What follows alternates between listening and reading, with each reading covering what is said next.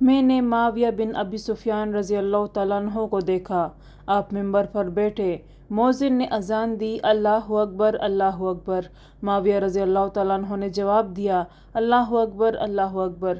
مؤذن نے کہا، اشہد ان لا الہ الا اللہ۔ معاویہ نے جواب دیا، وانا، اور میں بھی توحید کی گواہی دیتا ہوں۔ مؤذن نے کہا، اشہد ان محمد رسول اللہ۔ معاویہ نے جواب دیا، وانا، اور میں بھی محمد صلی اللہ علیہ وسلم کی رسالت کی گواہی دیتا ہوں۔